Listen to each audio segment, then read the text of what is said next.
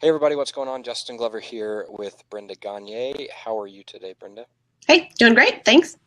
Awesome. So we are answering another one of your questions that you have submitted, and today's question comes from Kenneth. And Kenneth asks, he says, I sell a specialized product that solves a very specific problem that all carpenters have. I'm currently selling it from a retail store, not my own, and I'm wanting to start selling it online, but not sure how to go about it. What type of funnel could I set up that would sell my product with the least amount of effort required from me? So, I like that part of the question specifically because that's sort of what, that's the way that I That's want the to set up all goal. of my funnels. Like, I want Yep, this thing that's to the work goal. and just do the job with the least amount of required effort on my part.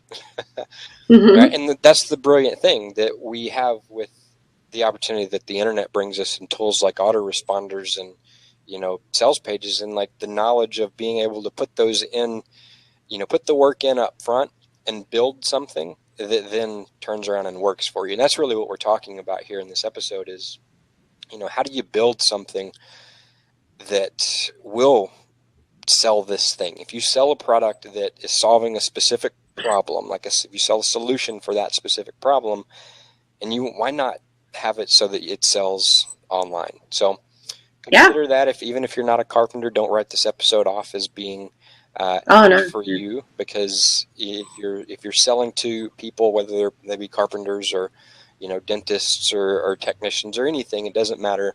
This type of approach will work for you. So with that being said, Brenda, what's your initial thought in terms of, like, you got this product, it solves a very specific problem, so all carpenters have it. You know that they want it solved. They know that they want it solved. How do you go? You got a product and they're selling it, they're buying it like crazy off the stores. How do you go about transitioning and moving that so that you can all of a sudden start selling this thing on the internet? What are the first sort of steps that we need to know? Well, the cool part about this is that the answer is the same no matter what it is that we're talking about. That's really cool. I mean, that's why I've always been intrigued by the internet, because it doesn't matter what you're selling, the process of selling on the internet is always the same. You can do different ways about it, but at the end of the day, it's the same process. So, first off, your product guest has to solve a solution. So, anyone else, that's got to be it. He's very specific. And the fact that he has a specific problem with a specific solution to a specific market of carpenters, that's actually really good. That makes it Okay, easier to a lot farther ahead than a lot of people.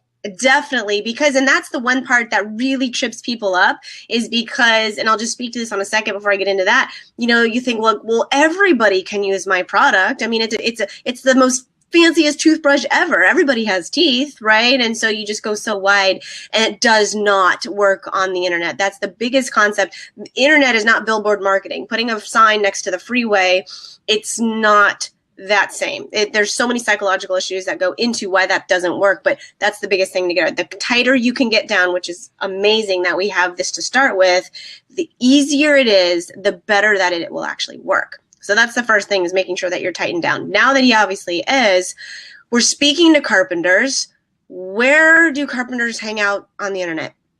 Figure that out right there. I mean, because if you're in that niche, maybe you don't want to just go to Facebook. I mean, everybody can go to Facebook because we've got amazing targeters, and you can find carpenters on Facebook by targeting them.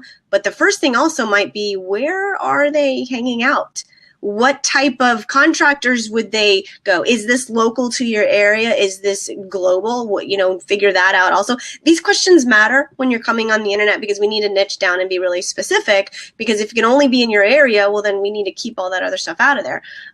So where are they hanging out? Because I would say that if you know a specific magazine that are specific to carpenters, or a distributor that's specific to carpenters, man, that makes your advertising easy, because there's probably not a lot of people that are actually advertising in that type of area, and it might be pretty cheap for you. But so that's the Yes, whole so let question. me let me piggyback on something you said there, because a lot of, like, when you say, okay, step one is find out where are the carpenters hanging out on the internet, right? Like, what websites are they visiting? Where are they in forums? Are they hanging out on communities? But also, don't, because of the way that direct response marketing and sort of ad platforms are positioned these days, they don't have to like have a forum, a carpenter forum that they enjoy hanging out with. They can simply, maybe there's a magazine that's related, and they read Carpenter Magazine, and they go and they create a Facebook profile like so many other people do, and they put on their interests, I like Carpenter Magazine. They may not read the magazine online, they may not hang out in forums, they may not do any of the other things or be at the other places or even visit the other websites about carpenters, but because they did that, you know that they're interested because they read Carpenter Magazine, and you can then serve ads to them. So again, getting really clear on where they are hanging out, what are their interests that you could potentially tap into, because something with like Facebook ads, you can literally create an ad and say, only show this ad to people who have listed on their profile that they like and enjoy Carpenter Magazine. And you can only show it to those people. So you can get really specific, and that's not really, a community of people online, but it kind of is. Does that make sense? Oh, yeah. Yeah. And then if in that same aspect, because you know the industry, you're selling things already, you could niche down, which gives you a pretty tight audience.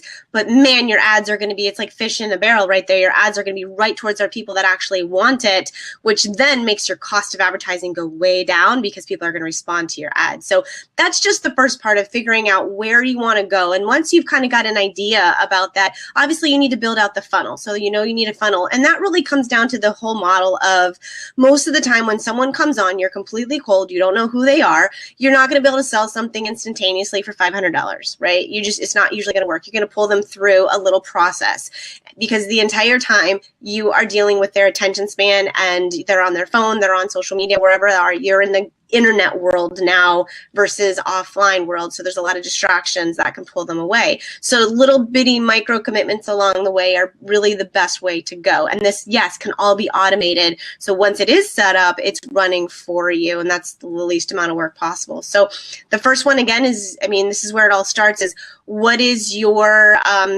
bait, your lead magnet? What is it that you can give them for free in exchange for an email address? Because that way they're into your world, and you can start email marketing and sending them back through your funnel. That's the first part. So Justin, you want to speak on that at all? Or? So once I've essentially broken it down. So like step one is obviously finding out where these people hang out. Once you know that, to know what they're reading, what they're paying attention to, start constructing the funnel. So within that, what are the different components of the funnel? We've got the front end thing. All right, we call this the lead magnet, the bait, the thing that we give away in exchange for the email address. That then will lead them to selling your solution. Okay, so essentially here's sort of the big picture of how I would set it up. That would be the easiest funnel that would require the least amount of hands-off stuff for you. So you take the solution that that your product is solving, right? What's the solution that is providing these carpenters, because that's what they're after. And the goal is to get them to buy this thing. And so to do that, if you look at that solution and you sort of, what we do, segment a part out of it, what is something that you can give them for free that this person, maybe they don't know your solution exists yet, or maybe they do. They know that they've got the problem. So maybe you offer to share with them how to solve that problem specifically in exchange for their email address. And then over the next 5 days, you're going to educate them via follow-up emails on how to solve their specific problem. And in that 5 days, the objective is to obviously gear it so that your solution is positioned as the hero. If you want to solve this problem, I just showed you how to do it. If you want to do it with this tool and make it, solve the problem faster and easier with, saving you time and money, then here you go. And it's constantly pushing back to there. And then there would need to be some sort of an order process for them to actually purchase, and then that item be shipped to them. So those are sort of the different sections of the funnel. You got the thing that you're giving away to bring them onto your email list. And then you've got a little sales series of emails that educate them on the thing that they said. They raised their hand and said, I have that problem. Therefore, I'm a carpenter. Therefore, I want to know how to solve this problem that all of us carpenters have. So then you actually give them that through the email, and then to solve the problem faster and easier. And I don't know, maybe your product is required altogether. Just maybe they can't solve the problem without your product. If so, then they're probably going to be even a more rapid buyer. It'll be an easier sell. But Yeah. maybe if it's where your product it doesn't necessarily, like they can solve it by doing it these other ways and, figuring out these other, I don't know what the problem is or the solution, but maybe your product just makes it easier or faster or whatever. Those are the things that you highlight, and you just make it available. So you got the giveaway, the sales piece, which would be done via emails, and then you've got the actual checkout, order, delivery component. So the back end stuff.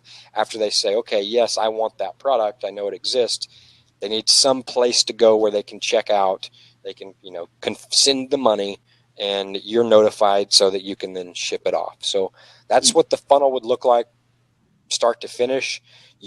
Once it's set up, your process would be, oh, somebody bought my thing today. I need to ship it off. So go push these buttons and have it shipped off. That's sort of how I would envision it in terms of like the least amount of work required.